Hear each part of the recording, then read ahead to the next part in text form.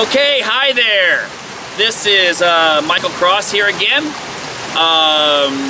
educator, author of the Freedom from Conscience book series, and I'm going to talk a little bit about economics and in the environment. But before I get started, feel free to check my website out at michaelcross.net. Anyway, what I'd like to do is point out how economic growth, economic efficiency, a modern economy actually helps the environment.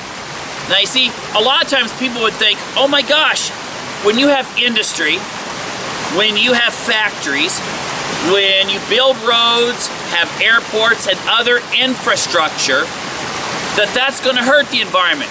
Because maybe you would have to put a dam on this creek here to generate electricity. Or you'd have to, plow up a field and put a factory on it. And so your intuition tells you that economic activity is not good because it means destroying the environment. I would say otherwise, and here's why. The reason why, if you go into European countries, or the United States for that matter, in most areas, you'll find an environment that is much better than it was in 1970 and certainly 1910. And you're going, what? How could it be better now than it was in 1970 or 1910?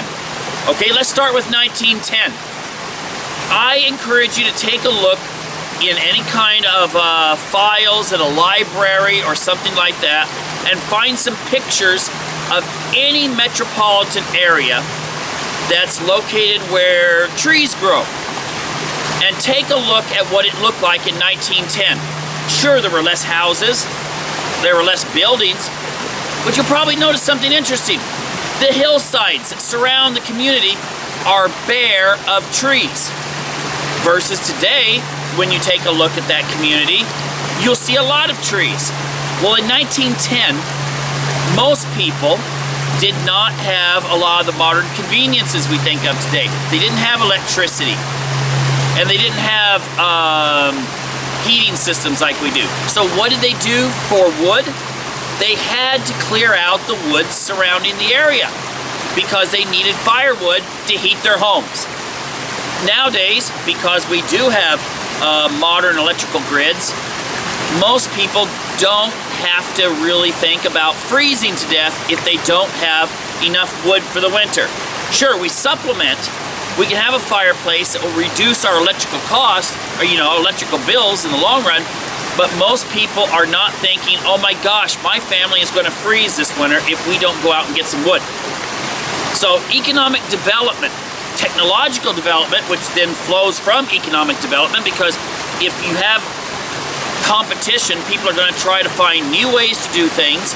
They're going to fund research into science, and you're going to have innovations that will reduce pollution. Now, that sends me up to 1970. In the United States, during the Nixon administration, we had a lot of environmental laws that were sponsored by Nixon that went through, such as the Clean Water Act and so forth.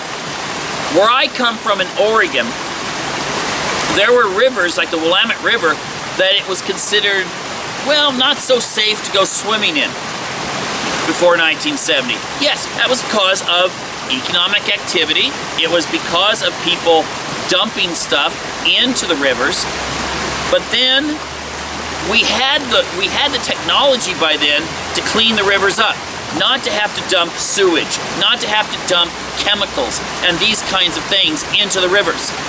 So then we could afford the legislation that said, okay, industry, the things that you do produce that are toxic for the environment, you need to get rid, you need to innovate, you need to put stuff in that will stop that kind of pollution.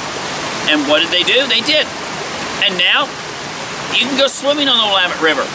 If you look at countries like Sweden, for instance, they had a lot of industry back earlier in the 20th century, They poured mercury in the water, and they poured lead and stuff like this, byproducts of industry and mining and so forth, into the water.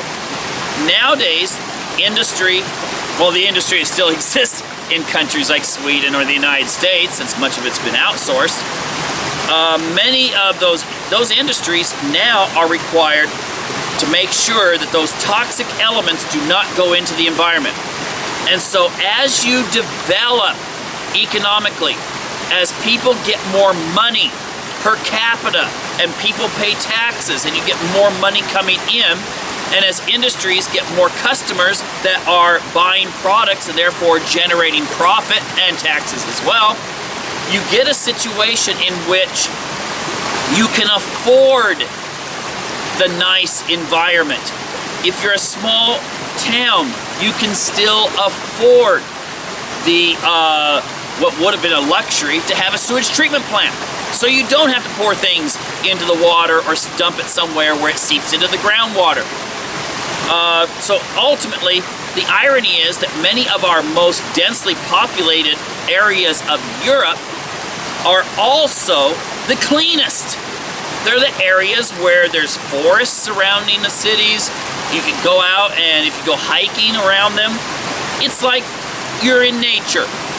And also you could go swimming at the beaches and not have to worry about a lot of toxic stuff there, because they can afford it. Now, what would happen if the economy suddenly collapsed and we suddenly went down to the same levels that you see in many developing countries? Then there would be less emphasis on things like keeping the environment clean and so forth. Think about it. If you live in some section of Africa where the yearly income is something like $500 a year, and yet you see these animals like rhinos out there, your family's barely surviving. You see a rhino that is in your area, and you know that there's some people from some place in Asia that will pay you money to illegally get the horn off that rhino, then you're going to be likely to go ahead and to do it, to poach the animal.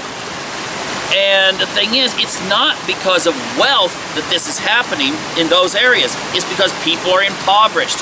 If the economy was better, they could afford to have more guards at national reserves and protect their environment. And I guarantee you that areas of the developing world today, as their economies grow, their environments will get cleaner and cleaner and cleaner, because no one wants to live where things are dirty.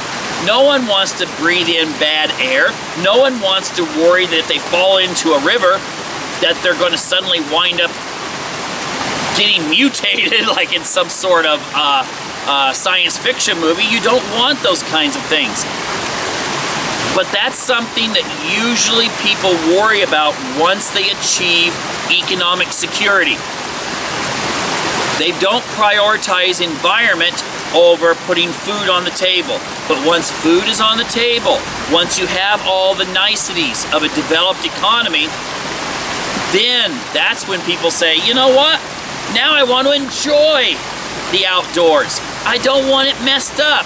And we need to have planning in order to make sure that our children and our grandchildren will enjoy a beautiful world. So ultimately, if you want the forest to survive, if you want to preserve the animals in Africa, if you want to have clean water and clean air, you have to support economic development in order to do it, because nothing comes for free. Anyway, thank you for watching the show.